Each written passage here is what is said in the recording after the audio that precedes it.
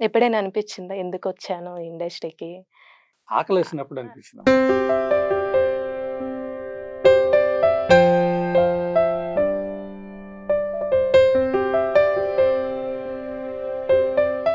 అంటే ఇప్పుడు మీరు రైటర్ అన్నారు గాబట్టి, ఒక పెద్ద డైరెక్టర్స్‌తో వర్క్ చేయడం జరిగిందా మీరు? వాళ్ళతో గొడవలొచ్చి నేను టీవీ ఫీల్డ్‌కొచ్చానమ్మా. గొడవయి. గొడవలొచ్చినాయి. అంటే ఆహా!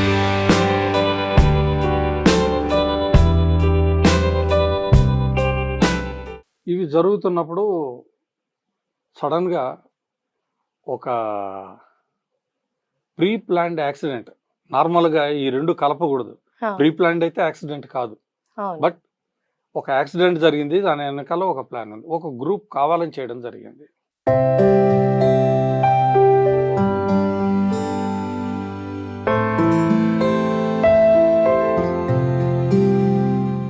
అంటే 2, 3 రోజులు అనేది ఓకే. బట్ ఒక్కొక్కసారి 15 రోజులు అలా ఉన్న రోజులు కూడా ఉన్నాయి.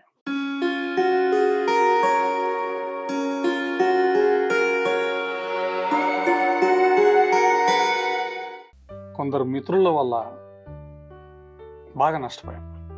హ్మ్. అంటే వాళ్ళకి హెల్ప్ చేద్దామన్న యాంగిల్‌లో వెళ్ళి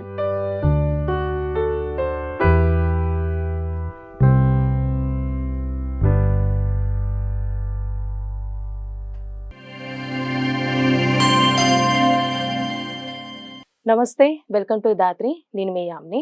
మూవీ ఇండస్ట్రీ అనంగానే అప్స్ అండ్ డౌన్స్ అనేది చాలా వస్తూ ఉంటాయి. అయితే అదే ఇండస్ట్రీలో వారు ప్రెజెంట్ వర్క్ చేస్తూ ఉన్నారు. వారే పుచ్చా రామకృష్ణ గారు. అయితే వారి లైఫ్ జర్నీలో ఎలాంటి సక్సెస్ అనేది చూసారు? ఎలాంటి ఫెయిల్యూర్స్ అనేది చూసారు? ఈ విషయాల గురించి అడిగి తెలుసుకుందాం. Hi sir. హాయ్. నమస్తే అండి. నమస్తే అమ్మ. సో, ఇప్పుడు మా ప్రేక్షకులకి మిమ్మల్ని ఏ విధంగా పరిచయం చేయాలంటారు? అంటే ఇప్పుడు ఒక రైటర్‌గా అనాలా? లేకపోతే ఒక ఆర్టిస్ట్‌గా అనాలా? లేకపోతే ఒక డైరెక్టర్ అనారా? అసలు ఎలా పరిచయం చేయాలి మేము? ఆహ్, నిజం చెప్పాలంటే అవి అవి చెప్పేస్తే మన ఇంటర్వ్యూ పూర్తయిపోతుందమ్మా. మీరంటూ ఏంటా అని తెలుసు. ఇప్పుడు ఒక్కటి ఈ వర్క్ అంటే మనం చెప్పొచ్చు. ఇన్ని కళలున్నాయి గదండీ మీకు. సో, మీ గురించి మీరు పరిచయం కొంచెం. దాదాపు, దాదాపు 18 క్రాఫ్ట్స్ నేను హ్యాండిల్ చేయగలనమ్మా. హ్మ్. అండ్ చేశాను కూడా. నేను రైటర్‌ని, ఆర్టిస్ట్‌ని, డైరెక్టర్‌ని, ప్రొడ్యూసర్‌ని, ఎడిటర్‌ని, కెమెరా చేశాను, మేకప్ చేశాను, హ్మ్. మేకప్ కూడా. కొరియోగ్రఫీ మేకప్ కూడా. ఆహా! కొరియోగ్రఫీ చేశాను. ఆ! ఆ తర్వాత యాక్షన్ డైరెక్టర్‌ని. హ్మ్. మీన్స్ స్టంట్స్ అవి చేయడం అది ఉంటుంది కదా! అది. సో, ఇలాగా దాదాపు 18 క్రాఫ్ట్స్ నేను అసలు హ్యాండిల్ చేయడం జరిగింది. మూవీకి ఏవైతే ఉండాలో అవన్నీ మీరు ఆల్‌మోస్ట్, చేసేసారయితే. ఆ! ఆల్‌మోస్ట్ 18 క్రాఫ్ట్స్ దాకా చేయడం జరిగింది. హ్మ్. చెన్నైలో ఉండేటప్పుడు అవకాశాల కోసం తిరిగేటప్పుడు ప్రొడక్షన్ బాయ్‌గా కూడా అది గూడా అయిందా? చేయడం జరిగింది. ఆ! సో, బేసిక్‌గా ఏందంటే ఒక కేర్ ఆఫ్ అడ్రెస్ ఒక ఇది ఉండాలి కాబట్టి, నన్ను నేను ఒక రైటర్‌గా మాత్రమే ప్రస్తుతం ఫిక్స్ అయి ఉన్నా. హుహు. రైటర్‌గా మాత్రమే చేస్తున్నా. అసలు ప్రాపర్ ఎక్కడండి మీది? నాది బర్త్ ప్లేస్ బాపట్లమ్మ. Hmm. But settled in Chittoor. Hmm. మా నాన్నగారు ఉద్యోగరీత్యా అక్కడికెళ్ళడం, అక్కడ చిత్తూరులోనే మొత్తం డిగ్రీ వరకు చదవడం జరిగింది. హ్మ్. సో, అక్కడి నుంచి హైదరాబాద్‌కి మధు ఫిల్మ్ ఇన్‌స్టిట్యూట్‌లో జాయిన్ అవ్వడం కోసం వచ్చాను. హ్మ్. 83 ఓకే. మధు ఫిల్మ్ ఇన్‌స్టిట్యూట్‌లో నేను అచ్యుత్, ఆహుతి ప్రసాద్, శివాజీ రాజా, రామ్ జగన్ మేమందరం క్లాస్‌మేట్స్. హ్మ్. సో, 83, 84, 85 అక్కడ ఫినిష్ చేశాను. మా అందరికీ మామూలుగా 2 ఇయర్స్. నేను 1 ఇయర్ ఎక్స్‌ట్రాగా అక్కడ చేయడం జరిగింది. హ్మ్. ఆ టైంలో మన ఈటీవీ సీఈఓ బాపినీడు గారు 'ప్రతిఘటన' సినిమా తీస్తున్న టైం అది. ఆ టైంలో టి. కృష్ణ గారిని తీసుకొని నా దగ్గరకొచ్చారు. హ్మ్. నా దగ్గరకొచ్చి మామూలుగా ఆర్టిస్టులని ఇన్‌స్టిట్యూట్‌లో సెలెక్ట్ చేసుకుంటూ, నన్ను, ఆహుతి ప్రసాద్ గారిని ఇద్దరిని సెలెక్ట్ చేసుకున్నారు. ఆ టైంలో నేను 24 ఇయర్స్. హ్మ్. బాగా లేతగా ఉంది మొహం. టాలెంట్ ఉంది గానీ, ఏజ్ బాగా తక్కువగా అనిపిస్తోందని ఆహుతి గారిని తీసుకున్నారు. తర్వాత వాళ్ళ కారణాలు వాళ్ళకున్నాయి. ఆహ్, ఇద్దరిని కాదని మన చరణ్ రాజు గారిని తీసుకోవడం జరిగింది. అంటే ఇప్పుడు మీకు మూవీస్‌కి రావాలని ఇంట్రెస్ట్ ఏ విధంగా వచ్చిందంటే, ఎవరినో ఒక ఇన్‌స్పిరేషన్‌గా అయితే తీసుకొనే మూవీ ఇండస్ట్రీకి వస్తూ ఉంటారు. అవును. మీకు ఏ విధంగా? ఎవరు? నాకు ఇన్స్పిరేషన్ ఎస్వి రంగారావు గారమ్మ. హ్మ్. ఆ తర్వాత ఎన్టీ రామారావు గారు. ఏంటంటే చిన్నప్పుడు నుంచి నేను నాటకాలు వేశాను. అంటే నా మూడో తరగతిలో నేను మొదటిసారి స్టేజ్ ఎక్కడం జరిగింది. హ్మ్. దీనిలో అలా ఫస్ట్ ఎక్కడం 'తలకప్ప' అనే నాటకం. దానిలో ముసలోడి క్యారెక్టర్ ఇచ్చారు. ఆ క్యారెక్టర్ చేశాను. హ్మ్. ఫస్ట్ టైమ్ స్టేజ్ ఎక్కాను కదా! వణుకొచ్చింది బాగా. ఆ వణుకు, ఆ గొంతు వణకడం ఇదంతాను ఆ ముసలోడి క్యారెక్టర్‌కి సెట్ అయింది ఆటోమేటిక్‌గా. సెట్ అయిందంటారు. ఆ! సో, దాంతో నాకు బెస్ట్ యాక్టర్ ఇచ్చారు. హుహు. ఇదేంటి నేను అంత భయపడితే నాకిచ్చారనుకున్నా. కానీ తర్వాత తెలిసిందేంటంటే, ఒక ముసలోడి క్యారెక్టర్ చేస్తున్నప్పుడు ఆ వణుకు, ఆ గొంతులో గూడా వణుకు చూపించడం ఆ వీడు మామూలు క్యారెక్టర్‌కి ఆర్టిస్ట్ న్యాయం కాదని. చేశారనిపించిందేమో ఆ టైంకి. చూసే వాళ్ళకి నేను జస్టిఫికేషన్ జరిగినట్టుగా అనిపించింది. దాంతో ఆ! నాకు బెస్ట్ యాక్టర్ ఇచ్చారు. That was the beginning. ఇంకా ఆ తర్వాత చాలా నాటకాలు రాశాను, డైరెక్ట్ చేశాను, యాక్ట్ చేశాను. సో, ఆ జీల్ అలాగే ఉంది. హ్మ్. అందరూ నన్ను బోర్న్ ఆర్టిస్ట్ అనేవాళ్ళు. ఎస్వి రంగారావు గారికి రీప్లేస్ అన్నట్టుగా అనేవారు. హ్మ్. ఇలాంటి సిట్యుయేషన్‌లో మధు ఫిల్మ్ ఇన్‌స్టిట్యూట్ నుంచి మధుసూదన్ రావు గారు, విక్టరీ మధుసూదన్ రావు గారు, గురువుగారు దేవదాస్ కనకాల గారు దాన్ని ఆర్గనైజ్ చేశారు. హ్మ్. ఆ టైంలో ఒక క్యాప్షన్ ఇచ్చారు వాళ్ళు. నటన వరం కాదు, శిక్షణ సాధన. ఒక్కసారి అప్పటిదాకా నాకు ఉన్నటువంటి థాట్ ప్రాసెస్, నా ఐడియాలజీ ఒక్కసారి రివర్స్ అయిపోయింది. హ్మ్. ఇదేంటిది నటన వరం కాదంటున్నారు. వీళ్ళేమో నన్ను బోర్న్ ఆర్టిస్ట్ అన్నారు. ఇక్కడేమో నటన వరం కాదు, శిక్షణ, సాధన అంటున్నారు. హ్మ్. అంటే ఇప్పటిదాకా నేను చేస్తుంది నటన కాదా? హ్మ్. నటన అనేది వేరే ఉందా? అక్కడ నా మైండ్ లాక్ అయిపోయింది. హ్మ్. అప్పట్లో నేను మెడికల్ రిప్రజెంటేటివ్‌గా ఉద్యోగం చేస్తుండేవాడిని. Hmm. Krishna and west Godavari డిస్ట్రిక్ట్స్‌కి. డిగ్రీ అయిపోయింది 83. నాది 81 డిగ్రీ అయిపోయింది. 81 అయిపోయిన తర్వాత వెంటనే జాబ్ తీసుకున్నాను. హ్మ్. 81, 82 జాబ్స్ చేశాను. అంటే 82 ఎండింగ్ ప్రైవేట్‌గా ఏమైనా చేసారండి జాబ్ పరంగా అయితే? మెడికల్ రిప్రజెంటేటివ్‌గా చేశాను. మెడికల్‌గా. ఓకే. వారెన్ ఫార్మాస్యూటికల్స్ అంటే ఈ అని. ఇండస్ట్రీకి సంబంధించి ఏ ఇయర్‌లో వచ్చారండి మీరు? 83 ఇది మధు 83. ఫిల్మ్ ఇన్‌స్టిట్యూట్‌లో ఎప్పుడైతే ఇది పడిందో, ఓకే. దీన్ని చూడంగానే నాకు ముందు దీని అంత ఏదో తెలుసుకోవాలనుకున్నా. హ్మ్. ఎవరికీ చెప్పకుండా అప్లై చేశాను. అది వచ్చింది. కానీ అప్పట్లో దానికి ఫీజు అది కట్టాల్సిన ఇది ఉంటే ఇంకా సెలెక్ట్ అయ్యారు రండి అన్నారు. హ్మ్. ఎలా వెళ్ళాలి? ఏం చేయాలి? ఎట్లా చెప్పాలి? అని నాన్నగారికి చెప్పాను. "నువ్వు ఇప్పుడు సంపాదించి ఉద్ధరించాల్సింది లేదులే. ముందు వెళ్ళి నీ కోరిక ఏదైతే ఉందో దాని ప్రకారం ట్రై చేసుకో." అంటే మీ ఫ్యామిలీ వాళ్ళు సపోర్ట్ చేసారా? అంటే బేసిక్‌గా ఇండస్ట్రీకి వెళ్తామంటే ఎవరు సపోర్ట్ చేయరు. అవును. సరిగ్గా ఉండదని ఒక అపోహ అయితే ఉంటుంది అవును. కొంతమందికి. అవును. మీ ఫ్యామిలీ ఎలా సపోర్ట్ చేసారండి? అంటే నేను నాటకాలు నాకు బ్యాక్‌గ్రౌండ్ ఉంది కదమ్మా! హ్మ్. నేను ఎన్నో పరిషత్తుల్లో అవార్డ్స్ తీసుకున్నా. బెస్ట్ యాక్టర్‌గా, ఓకే. డైరెక్టర్‌గా ఇలాగా. సో, వాళ్ళకి వీడు చదువు వైపు కాదు వీడికి ఏదో ఉంది వేరే అన్న నమ్మకం వాళ్ళకుంది. హ్మ్. So, they don't want me to stop it. అటువైపు ఎంకరేజ్ చేసి వీడేమన్నా అవుతాడేమో అన్నటువంటి ఒక ఆలోచన వాళ్ళకు ఉండడం చేత హ్మ్. నేను అడిగిన వెంటనే వాళ్ళు పంపించారు. ఓకే. సో, అలా మధు ఫిల్మ్ ఇన్‌స్టిట్యూట్‌కి రావడం అక్కడి నుంచి హ్మ్. ఇండస్ట్రీ వైపు అడుగు వేయడం జరిగింది. అంటే ఇప్పటి వరకు మీరు ఎన్ని మూవీస్ చేసారండి? మూవీస్ అంటే భరణి గారిది నేను యాక్టర్‌గా అయితే ఒక 8 మూవీస్ దాకా చేశాను హ్మ్. క్యారెక్టర్స్. 'మల్లె మొగ్గలు' నా మొదటి సినిమా నేను చేసింది. ఉషా కిరణ్ వాళ్ళ 'మల్లె మొగ్గలు.' హుహుహు. అది కూడా మా మెంటర్, నా గురువు, నా సర్వస్వం బాపినీడు గారు. హ్మ్. ఆయన ఆ క్యారెక్టర్ వేయడానికి రీజన్ ఆయన. హ్మ్. ఆయన దానిలో నేను నా ఇన్వాల్వ్‌మెంట్ చూసి దానికి అసిస్టెంట్ డైరెక్టర్‌గా ప్లస్ ఆహ్, హ్మ్, కో రైటర్‌గా తర్వాత క్యారెక్టర్ ఆర్టిస్ట్‌గా ఇట్లా నన్ను ఎంకరేజ్ చేశారాయన. హ్మ్. అక్కడ నేను 'సిఎస్ రావు' గారికి ఆయనకి రాసి ఇచ్చిన సీన్స్ అవి ఏవైతే ఉన్నాయో వాటిని ఇచ్చేయడం, ఏమన్నా కావాలంటే ఆయనతో డిస్కస్ చేసి మళ్ళీ రాయడం, ఇలాంటివి చేసి అసిస్టెంట్ డైరెక్టర్గా మధుసూదన్ రావు గారికి, మా గురువు గారే, Madhu film institute founder, so ఆయన దగ్గర చేయడం ఇలాగ చేశాను. అంటే కొన్ని మూవీస్తోనే మీరు స్టాప్ చేయడానికి కారణం ఏమై ఉండొచ్చు? అంటే అంటే కంటిన్యూ ఎందుకు అవ్వలేదు? బేసిక్గా నేను ఈ సినిమా యాక్టర్గానే, అంటే ఫిల్మ్ ఆర్టిస్ట్గానే నేను వెళ్ళాలన్న దీంతో చెన్నైలో నేను చాలా కాలం చేశాను. హ్మ్. ఎప్పుడైతే ఇక్కడ మధు ఫిల్మ్ ఇన్స్టిట్యూట్ ఇది పూర్తయిందో, 86 జనవరి పూర్తయితే 86 ఫిబ్రవరి 2 నేను చెన్నైకి వెళ్ళిపోయాను. హ్మ్. 2 డేసే నేను రెస్ట్ తీసుకున్నా.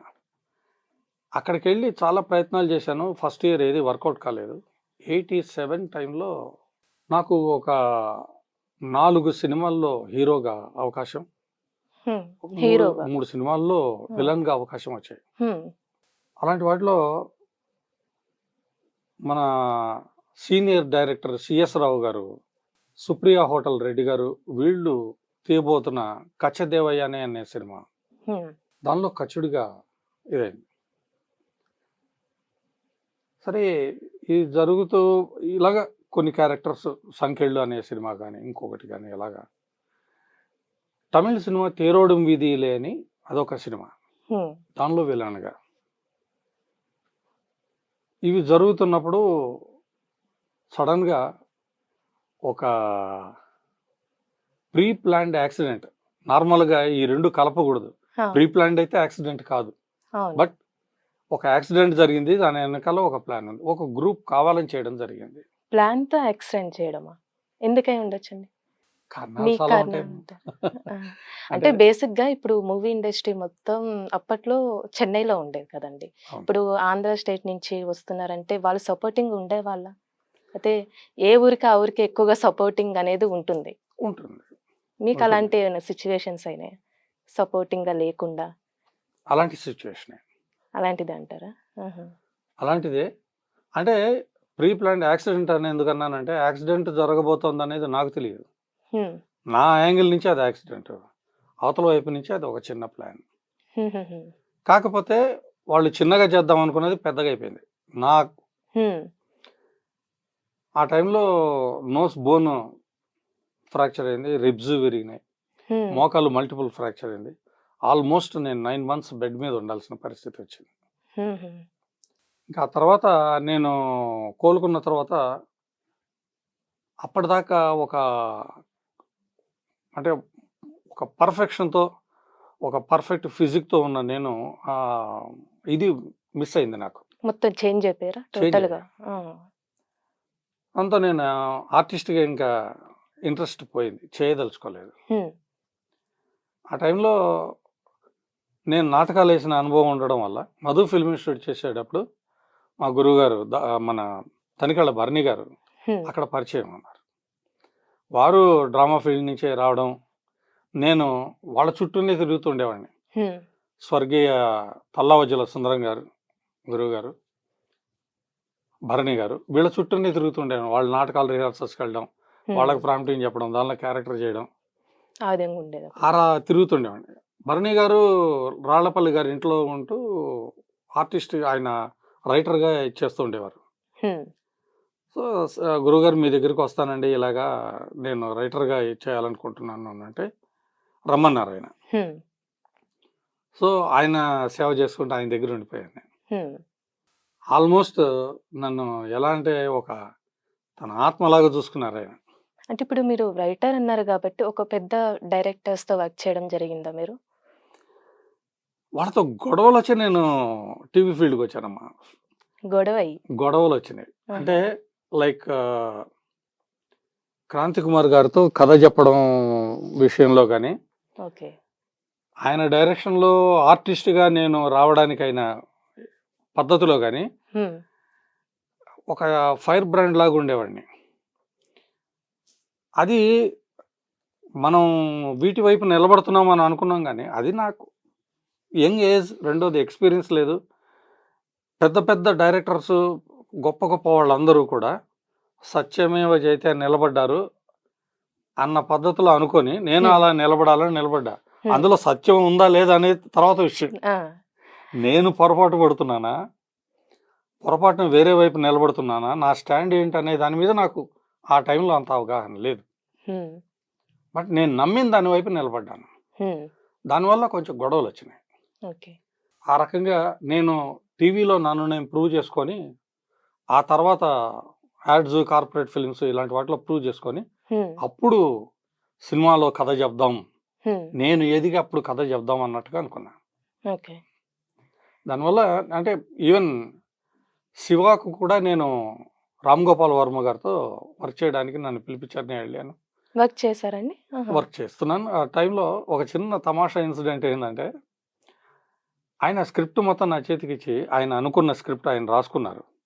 అది నా చేతికిచ్చి, దీనిలో ఒకసారి చూడు రామకృష్ణ, మీకేమన్నా చేంజెస్ ఏమన్నా అనిపిస్తాయేమో చూడండి అన్నారు. లైక్ ఏ టెస్ట్.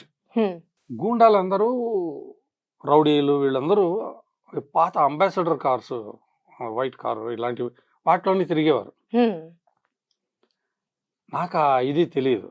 నేను చూసి ఈయన అంబాసిడర్స్‌లో ఎందుకున్నారు? మారుతి అప్పుడొచ్చింది. మారుతి అని కారు పెట్టొచ్చు కదా అని చెప్పానని, వై దిస్ వన్? మీరు అక్కడ మారుతి పెట్టొచ్చు కదా! అది లేటెస్ట్‌గా ఉంటది కదా! ట్రెండ్‌కి తగినట్టుగానంటే, ఆయన నా వంక చూసి ఒక చిన్న నవ్వు నవ్వాడు. నవ్వి, మీకు గూండాలతో పరిచయం ఉందా? రౌడీలతో తిరిగారని. సార్ నేను రైటర్స్‌తో తిరిగాను, ఫైటర్స్‌తో తిరగలేదండి అన్నా. హ్మ్, ముందు అది తెలుసుకోండి. గూండాలన్న వాళ్ళందరూ ఇట్టిట్ట ఉంటారు. ఆ, వాళ్ళు దీనిలో తిరుగుతారు. ఇది సంగతి అని చెప్పాను. సో, ఆ రకంగా నేను ఆయన దగ్గర కొన్ని కొన్ని విషయాలు నేర్చుకున్నాను. హ్మ్. తర్వాత కాన్సెప్ట్ వైజ్ వచ్చినటువంటి ఒక చిన్న ఇష్యూ వల్ల అంటారా? ఇష్యూస్ ఉంటాయి నార్మల్‌గా. హ్మ్, దాంతో నేను పక్కకు తొలగడం. హ్మ్, మా గురువుగారు ఆహ్, భరణి గారు, హ్మ్. ఆయన దాన్ని అద్భుతంగా చెక్కడం, అది రిలీజ్ అవ్వడం, హిట్ అవ్వడం అనేది. అయితే మీరు ఛానెల్స్‌లో వర్క్ చేశా అన్నారు. అంటే సీరియల్‌కి సంబంధించండి? అంటే బేసిక్‌గా ఫస్ట్ నేను యాడ్స్, కార్పొరేట్ ఫిల్మ్స్ అటువైపు ఇది ఉన్నాను. మణిశంకర్ గారని ఆయన గొప్ప డైరెక్టర్. హ్మ్, నా ప్రయాణంలో అంటే నా జర్నీ టోటల్‌గా చూసుకుంటే, ఆయన దగ్గర చేరడం అనేది ఇంకొక మైల్ స్టోన్ నాకు. హ్మ్, ఆయన దగ్గరికి ఫస్ట్ ఆయన దగ్గరికి ఈ యాడ్స్ వీటిని రాయడం కోసం అని చెప్పని అన్నట్టుగా వచ్చాం. ఆయన బేసిక్‌గా రైటర్, కంటెంట్ హ్మ్, రైటర్. మణిశంకర్ గారు అప్పట్లో యాడ్స్, కార్పొరేట్ ఫిల్మ్స్ అవి తీసేవారు ఆయన. హ్మ్, సో, ఆయన దగ్గరికొచ్చాను నేను. వచ్చినప్పుడు మణిశంకర్ గారు, ఆయన బ్రదర్ గణేష్ ఆనంద్ అంటారు. ఆయన నన్ను చూడడం, నాతో పరిచయం, వారితో నాకు పరిచయం అవ్వడం, తర్వాత ఆర్టిస్ట్‌గా మీరెందుకు చేయకూడదన్నారాయన. హ్మ్, అని నేను మైమ్ చేసి చూపించానప్పుడు. నాకు మైమ్ అనేది బాగా కంట్రోల్‌లో ఉండేది. హ్మ్. సో, మైమ్ చేసి చూపించాను. అది వాళ్ళకి చాలా నచ్చింది. ఎందుకంటే మైమ్ అనేది టోటల్‌గా ఎక్స్‌ప్రెషన్ బేస్డ్‌గా ఉంటది. అవును. సో, అది చూసి వాళ్ళకి బాగా నచ్చి తెనాలి రామకృష్ణలో నన్ను ఆర్టిస్ట్‌గా తీసుకున్నారు. హుహు. ఒక ఎపిసోడ్‌లో చేసిన క్యారెక్టర్ ఇంకో ఎపిసోడ్‌లో లేకుండా డిఫరెంట్ గెటప్స్‌తో రకరకాల క్యారెక్టర్స్ చేశానది. హ్మ్. ఆ టైంలో దానికి రైటర్ స్వర్గీయ నడిమింటి నరసింహరావు గారు. ఓకే.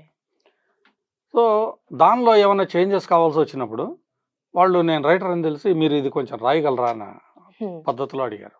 నేను నడిమింటి గారి పర్మిషన్ తీసుకొని చేంజెస్ చేసేవాడిని. అవి వీళ్ళకి నచ్చినాయి. నడిమింటి గారు ఇటు సినిమాలో రాజశేఖర్ గారి సినిమా ఛాన్స్ వచ్చి వెళ్తున్నప్పుడు, ఆల్టర్‌నేట్ ఎవరు అంటే బుచ్చ రామకృష్ణ అని హ్మ్. వాళ్ళు అనుకున్నారు. అలా నేను టీవీ రైటింగ్‌లోకి ఎంటర్ అవ్వడం జరిగింది. హ్మ్. దానిలో భోజరాజు కథలు ఓకే. మొదలైంది. అంటే ఇవన్నీ ఏ ఛానెల్స్‌లో ఉండాయండి? ఇది దూరదర్శన్‌కొచ్చేది. దూరదర్శన్‌కి. దూరదర్శన్. ఓకే. అప్పట్లో ప్రైవేట్ ఛానెల్స్ లేవు. ఓకే. సో, దూరదర్శన్ స్టార్ట్ అయింది. హ్మ్. సో, దూరదర్శన్‌లో అవి చేస్తున్నటువంటి టైంలో నారాయణ రెడ్డి గారితో పరిచయం ఉంది. నారాయణ రెడ్డి గారు, హ్మ్. గురువుగారు. ఆయన పద్యాలు రాసే విధానం చూసి, అలాగా నేను కూడా పద్యాలు రాయాలని రాత్రి పగలు తపస్సు చేసి పద్యాలు రాశాను. హ్మ్. ఆయన భుజం తట్టి మెచ్చుకున్నారు. చాలా నచ్చింది ఆయనకి. కొన్ని గణ విభజనతో రాశాను. హ్మ్. కొన్ని గణ విభజన లేకుండా రాశాను. హుహు. అంటే వ్యాకరణ సంయుక్తంగా. వ్యాకరణ దోషాలు లేకుండా రాశాను. అంటే తెలుగు మీద ఇంత గ్రిప్ ఏ విధంగా వచ్చింది అసలు మీకు? రాయటం కానీ కొంచెం అవగాహన అనేది ఉండాలి. ఉండాలి. ఉండాలి. అది మీకెలా వచ్చింది అసలు? అది మేము 6 పిల్లలం. హ్మ్. 6లో మా నాన్నగారు చిత్రంగా ఆయన మరి నాలో నేనేమవుతానని ఆయనకు తెలుసేమో, ఉదయం 5 గంటలకల్లా లేపి అలా పట్టుకొని సుప్రభాతం అని, భాగవతం పద్యాలని హుహుహు. ఇలా చెప్పించేవారు. అప్పట్లో నాకు చాలా కోపం వచ్చేది. బహుశా ఎందుకివి నేను దొరికుంటాను, నేర్పిస్తున్నారు? ఈయనకు పుట్టుండని అందుకే పిలుచుకొచ్చి నన్ను ఇటు చేస్తున్నారు. ఆ! నన్నొక్కడినే టార్చర్ చేస్తున్నారు ఈయన అనుకునేవాడిని. హ్మ్. కానీ అదే నాకు ఈ రోజున ఫుడ్ పెడుతోంది. ఆ అదే. పద్యాలవి నేర్చుకోవడం, వాటి తాత్పర్యం చెప్పేవారు. హ్మ్. అలా నాకు ఫస్ట్ నాకు ఇంట్రెస్ట్ జనరేట్ అయింది లిటరేచర్ మీద మా నాన్నగారి ద్వారా. హ్మ్. అక్కడి నుంచి నెక్స్ట్ నాటకాలవి వేస్తున్నాం గదా! సో, క్రియేటివ్‌గా దీన్ని ఎలా ఉపయోగించుకోవాలనేది ఆలోచించుకున్నాను. హ్మ్. ఇందుగలడందు లేడని సందేహములదు. చక్రి సర్వోపగతుండు. ఎందెందు వెతికి చూచిన అందందే గలడు దానవాగ్రణం ఏంటంటే, అంత కాన్ఫిడెంట్‌గా ప్రహ్లాదుడు చెప్తున్నాడంటే అతనికి ఎంత భక్తి ఉండాలి. ఈ యాంగిల్‌లో ఆలోచిస్తుండేవాడిని. హ్మ్.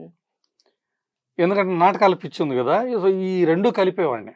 హ్మ్. తర్వాత బీటీ కాలేజ్ అని మదనపల్లిలో ఉంది. Bessent theosophical college. అతి పెద్ద లైబ్రరీ అక్కడ. హ్మ్. అయితే మాది మిడిల్ క్లాస్ ఫ్యామిలీ అవ్వడంతో అక్కడంతా చాలా పాష్ కల్చర్. బెంగుళూరుకి దగ్గరగా ఉంటుంది. ఓకే. సో, అందరూ వాళ్ళ వాళ్ళ దీనిలో చాలా పాష్‌గా ఇలాగ ఉండేవాడు. మనకది లేదు. హ్మ్. వాళ్ళు నన్ను రమ్మనేవాళ్ళు గానేమి, అమ్మ వాళ్ళు గూడా ఎంకరేజ్ పోరా పోయి చూద్దాం కష్టంలో కష్టం అనేవారు. నాకు వెళ్ళాలన్న ఇది ఉండేది కాదు. హ్మ్. వాళ్ళ నుంచి ఎస్కేప్ అవ్వడం కోసం ఈ లైబ్రరీకెళ్ళి ఇక్కడ చదువుకునేవాడిని. హ్మ్. సో, ఆ చదువు నన్ను ఆ పుస్తకాలు చదవడం అనేది నన్ను ఒక సెల్ఫ్ ఎడ్యుకేషన్ లాగా నన్ను హ్మ్. అన్ని నాకు కావాల్సిన ప్రతి యాంగిల్‌లోనూ నేను ఆలోచించగలిగే శక్తినిచ్చింది. హ్మ్. తర్వాత నాన్నగారు ఏంటంటే ఆయన్నేదన్నా డౌట్ అడిగితే ఆయన వెంటనే ఒక పుస్తకం కొనుక్కొచ్చి నాకిచ్చి, దానికి సమాధానం అందులో ఉంటుంది చూడనేవారు. హ్మ్. సో, ఆ చెప్పడం ఆన్సర్ కోసం గాకుండా ఆ బుక్ మొత్తం చదివితే ఇంకా ఇంకా తెలుస్తదని. వాడికి నాలెడ్జ్ వస్తుందన్న వస్తుందని. ఉద్దేశం. సో, నేను ఏందంటే ఆ ఆన్సర్ కోసం బుక్ అంతా చదివేవాడిని. ఆ! దానివల్ల అకాడమిక్ కొంచెం తగ్గిన మాట వాస్తవం. ఆ! బట్ ఈ నాలెడ్జ్ నాకు బాగా హెల్ప్ హ్మ్. చేసింది. అంటే ఇప్పుడు దూరదర్శన్ ఛానెల్‌కి చేశారన్నారు గదండీ! ఇంకా వేరే ఛానెల్స్‌కి ఏం చేశారు మీరు? సీరియల్స్‌కి దూరదర్శన్‌లో అసలు సంబంధించి? చాలా చేశానమ్మా. అంటే తెనాలి రామకృష్ణ, భోజరాజు కథలు, పరమానందయ్య శిష్యులు, ఇదెక్కడైనా ఉందా, హ్మ్. మనిషి అనే టెలిఫిల్మ్ చేశాం.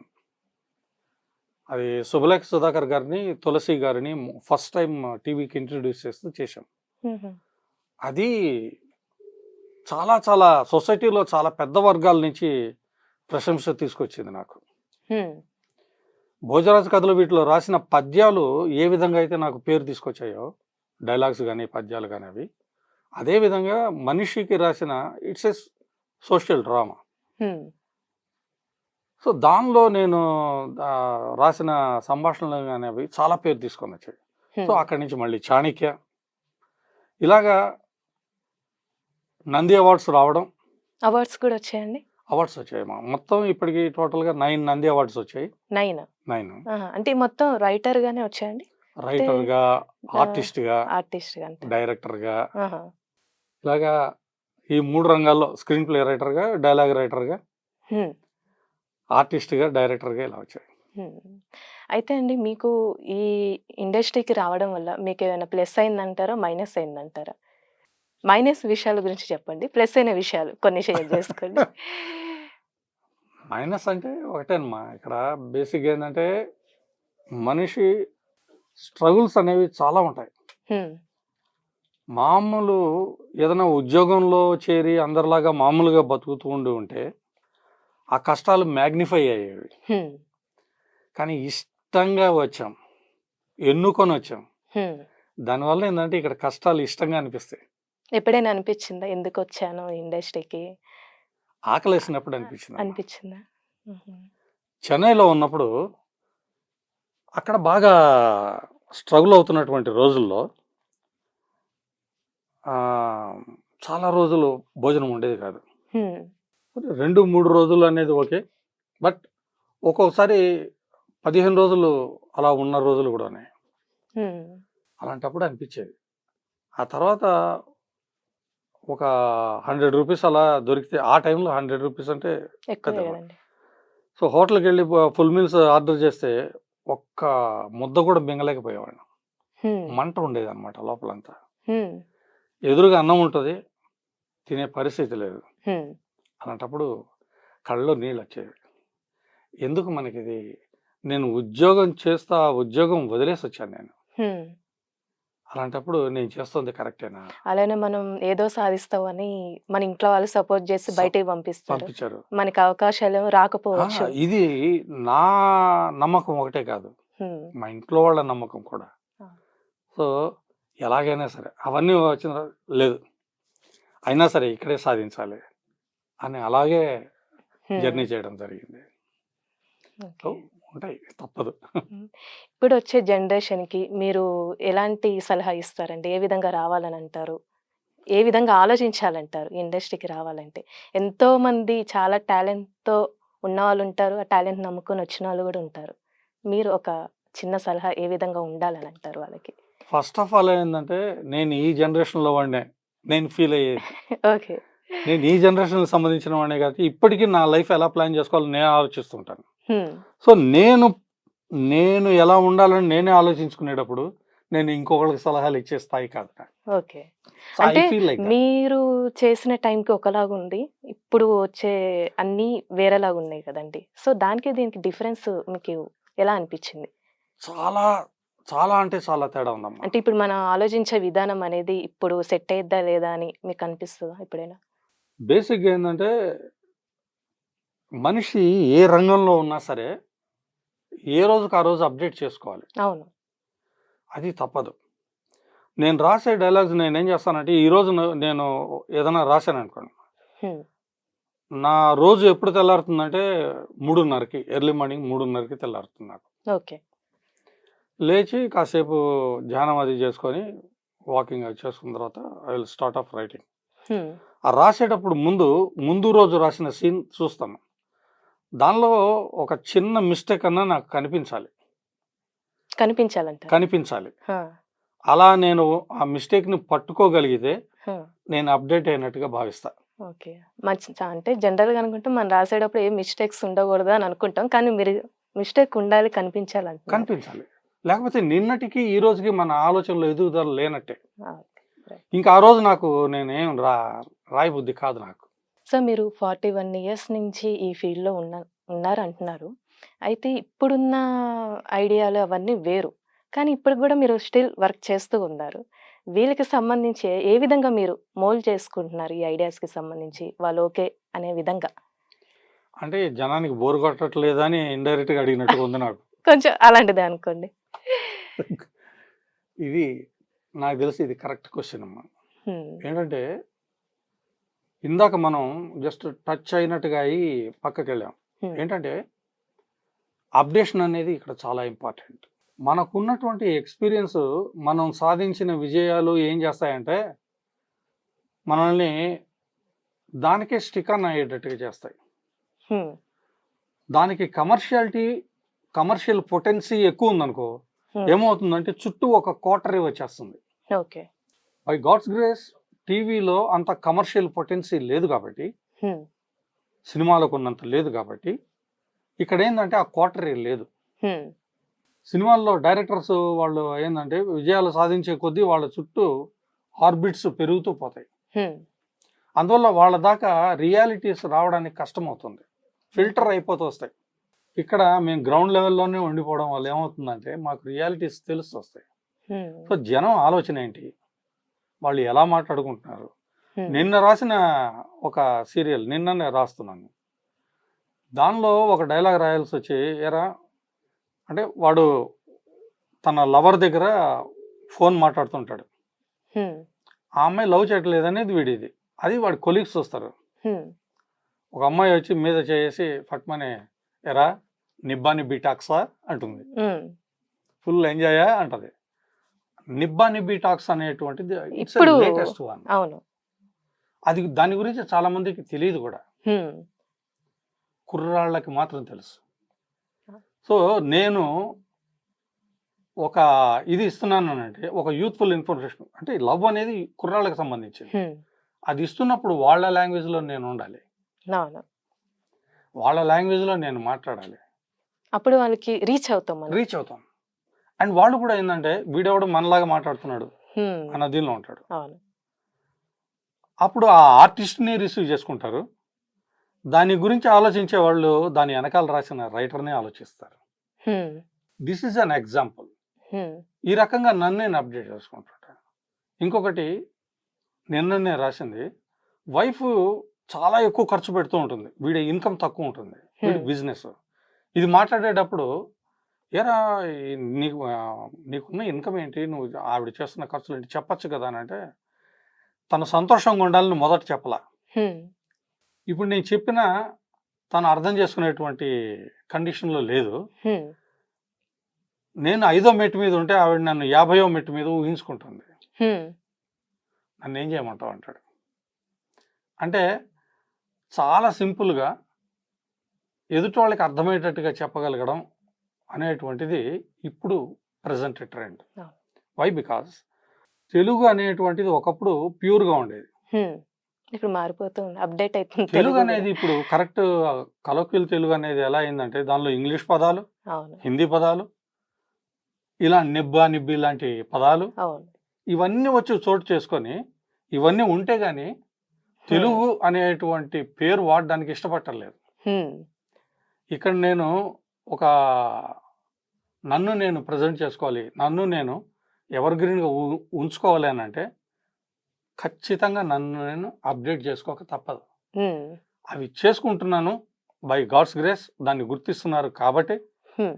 స్టిల్ మీరు వర్క్ లైక్ ఎ చేస్తున్నారు. Stream I am going. అయితే అండి ఇప్పుడు మీతో పాటు వేరే వాళ్ళకి గూడా ఇండస్ట్రీ స్టార్ట్ అయిన వాళ్ళు ఉంటారు గదండీ! వాళ్ళు ఎక్కువగా పేరు పొందిన వాళ్ళు గాని, ఫేమస్ అయిన వాళ్ళు ఎవరైనా ఉన్నారా మీ జర్నీతో? చాలా మంది ఉన్నారన్నమాట. అంటే 'శివ' చేస్తున్నప్పుడు సరే 'శివనాగేశ్వరరావు' గారు కో డైరెక్టర్‌గా తెలుసు. హ్మ్. కృష్ణవంశీ గారు. హ్మ్. కృష్ణవంశీ గారి తర్వాత 'ఉత్తేజ్' నాకు బాగా ఇదైనవాడు. హ్మ్. 'జేడీ చక్రవర్తి' తనకైతే ఆల్మోస్ట్ వాకింగ్ స్టైల్ దగ్గర నుంచి కూడాను తనకి ప్రాక్టీస్ చేయించేవాడిని. హుహు. డైలాగ్ ఎలా చెప్పాలి ఏంటి అనేది. ఓకే. 'పూరి జగన్నాథ్' హ్మ్. ఇంకా ఇదిగా చెప్పాలంటే కొంతమంది ఆర్టిస్టులు కూడా ఉన్నారు. ఓకే. చాలా ఫేమస్ అయినటువంటి ఆర్టిస్టులు కూడా ఉన్నారు. హ్మ్. క్యారెక్టర్ ఆర్టిస్టులు వాళ్ళు, కమెడియన్స్. బట్ అవన్నీ నేను చెప్పడం పద్ధతి కాదు. అది వాళ్ళు చెప్తే బావుంటది. నేను హ్మ్. చెప్పకూడదు. అంటే ఇప్పుడు ఈ ఇండస్ట్రీకి లక్ ఉండాలంటారా? లేకపోతే కష్టపడితే పైకొస్తారంటారా? ఈ 2 ఉండాలమ్మా. 2 2 ఉండాలంటారా? ఉండాలి. ఎందుకంటే గాలిలో ఆక్సిజన్, హైడ్రోజన్ 2 ఉన్నాయి. హ్మ్. ఆ 2 కలిస్తే నీళ్ళు. ఆ 2 కలిసే ఉంటున్నాయి. మరి వాటర్ ఎందుకు కావట్లేదు? అంటే పర్టిక్యులర్ టెంపరేచర్, పర్టిక్యులర్ ప్రెషర్ దగ్గర మాత్రమే వాటర్ ఫార్మ్ అవుతుంది. హ్మ్. ఆ పర్టిక్యులర్ టెంపరేచర్, పర్టిక్యులర్ ప్రెషర్ ఏవైతే ఉన్నాయో అది లక్. హ్మ్. ఈ హైడ్రోజన్, ఆక్సిజన్ అవి దగ్గరికి రావడం అనేటువంటిది అవి కలిసే ఉంటాయి ఎప్పుడు. ఇది రావడం వల్ల మాత్రమే వాటర్ ఫార్మ్ అవుతుంది. హ్మ్. ఓకే. అది. H2O హ్మ్. వాటర్ అదేంటే హైడ్రోజన్, ఆక్సిజన్. కాబట్టి లక్ అనేది ఉండాలి. కంటెంట్ కష్టపడి ఉండాలి. ఉండాలంటారు. కంటెంట్ ఉండాలి. హ్మ్. ఈ కంటెంట్‌కి తగిన ఆపర్చునిటీ రావాలి. అది సక్సెస్ అవ్వాలి. హ్మ్. జనానికి రీచ్ అవ్వాలి. అంతే. ఇవన్నీ కరెక్ట్‌గా సమపాళ్లలో కుదిరినప్పుడు ఆ మనిషి ఆటోమేటిక్‌గా క్లిక్ అవుతాడు. కొంతమందికి అన్ని అవకాశాలు ఉంటాయి. కానీ వాళ్ళు సక్సెస్ అవ్వరండి. ఎందుకు కారణమై ఉంటారు? అవకాశాలు ఉండి సక్సెస్ కావట్లేదంటే ఇందాక నేను చెప్పిన దానిలో ఒకటుందమ్మా. ఏంటంటే జనానికి రీచింగ్ ఉంటది. అవును. ఇప్పుడు లాస్ట్ ఇయర్ నేను 'గీత సాక్షి' అని ఒక సినిమా రాశాను. హ్మ్. దానికి క్రిటిక్స్ దగ్గర నుంచి మంచి ఇవొచ్చినాయి డైలాగ్స్‌కి. హ్మ్. సెకండ్ హాఫ్ అంతా తప్పు చేసిన వాళ్ళని కాకుండా శిక్ష అనుభవించే అమ్మాయినే ఎందుకు బ్లేమ్ చేస్తున్నారు? రేప్ కాబడినటువంటి అమ్మాయిని ఎందుకు బ్లేమ్ చేస్తున్నారు? అనే యాంగిల్‌లో చాలా గొప్పగా రాశారు రైటర్ అని చెప్పానని వచ్చినాయి. హ్మ్. బట్ ఆ పిక్చరు రిలీజ్ అయినటువంటి టైం గాని, లేదనంటే దానికి రావాల్సిన పబ్లిసిటీ కానీ ఆ టైంకి రాలేదు. ఓకే. అది జరగలేదు కదా! మనం దురదృష్టవంతులను ఆపితే మనం అక్కడే ఉంటాం. So, one should fight. నేను రైటర్ కంటే బేసిక్ ఫైటర్‌ని. గివ్ అప్ చేయడం నాకు ఇష్టం లేదు. సో, ఇంకా ఫైట్ చేస్తున్నాను. చూద్దాం. ఫైట్ చేస్తున్నారు కాబట్టి 41 ఇయర్స్ నుంచి జర్నీ మీద అవుతూ ఉంది. తల్లి దయ. సో, మీరు ఇన్ని అవార్డ్స్ వచ్చాయన్నారు. 41 ఇయర్స్ అయితుంది. సో, 41 ఇయర్స్ అంటే మేము అనుకోవచ్చు చాలా సంపాదించి ఉంచొచ్చు. చాలా ఆస్తులనేది ఉండొచ్చని మేము అనుకుంటున్నాము. మీరేమంటారు అసలు? ఆహ్, 41 ఈ ఇయర్స్ అంటే అది నార్మల్ విషయం కాదు. ఈ ఫీల్డ్‌లో ఉండాలంటే. నేను ఈ క్వెషన్ అడగరేమో అని నేను అనుకున్నాను. రైట్. You are right. సంపాదించాము. కాకపోతే కొందరు మిత్రుల వల్ల బాగా నష్టపోయాం. హ్మ్. అంటే వాళ్ళకి హెల్ప్ చేద్దామన్న యాంగిల్‌లో వెళ్ళి కొన్ని సర్కిల్స్ కొంతమంది మిత్రులు కావాల్సిన వాళ్ళే. వాళ్ళ వల్ల చాలా నష్టపోవడం జరిగింది. Hmm. Yes, of course. By God's grace హ్యాపీగా ఉన్నాము. చాలా మీరు మంది హెల్ప్ చేసిన వాళ్ళు మీరు కష్టాల్లో ఉన్నప్పుడు ఎవరైనా హెల్ప్ చేశారా? చేయరు కదా! చేయరంటారా? చేయరు. ఎవరు గుర్తుంచుకోరంటారా? ఎవరు గుర్తించుకోరమ్మా. అవసరం లేదు. హ్మ్. అండ్ వాళ్ళు నాకు లేనప్పుడు సాయం చేస్తారన్న ఉద్దేశంతో నేను చేయలేదు. వాళ్ళు ఎదగడం కోసం నేను చేశాను. హ్మ్. నా వరకు నేను పెట్టింది ఏదైతే, నేను ఇచ్చింది ఏదైతే ఉందో అది వెనక్కొస్తుంది అనుకున్నాను. రాలేదు. రాలేదంటారు. ఆ అమౌంట్లు చాలా పెద్దవి. హుహు. ఎంత రఫ్‌గా ఎంత అనుకోవచ్చు అని మేము? వద్దంటారా? చాలా అంటే చాలా ఆహా! పోయింది. బట్ చాలా మంది కంటే కూడా బెటర్ పొజిషన్‌లోనే ఉన్నాం. హ్మ్. అది.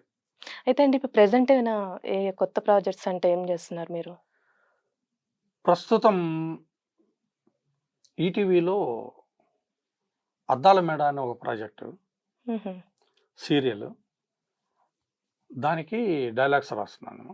హ్మ్. ఇందాక చెప్పిన ఇది దీనిలోదే అనమాట 'అద్దాల మేడ.' ఓకే. జెమినీలో ఒక ప్రాజెక్ట్ ఒకటుంది. హ్మ్. దానికి స్క్రీన్ ప్లే చేస్తున్నాను. కొత్త సీరియల్ లాంచ్ అవ్వబోతోంది. హ్మ్. ఇంకొక సినిమా ఒకటి ఎన్ఆర్ఐస్ ప్రొడ్యూసర్స్. ఓకే. అది కథా చర్చల్లో ఉంది. హ్మ్. సో, ప్రస్తుతానికి ఇవి. ఇవంటారా? Thank you so much sir. అంటే మీ విలువైన టైంని మాకిచ్చారు. మీ లైఫ్ జర్నీ గురించి గూడా మీరు మాకు తెలియజేశారు. అప్‌కమింగ్ మీరేం ప్రాజెక్ట్స్ చేస్తున్నారో అవన్నీ మంచి సక్సెస్ అవ్వాలని మేము కోరుకుంటున్నాము. థ్యాంక్ యూ అండి. థ్యాంక్ యూ అమ్మా. Thank you so much. Thank you.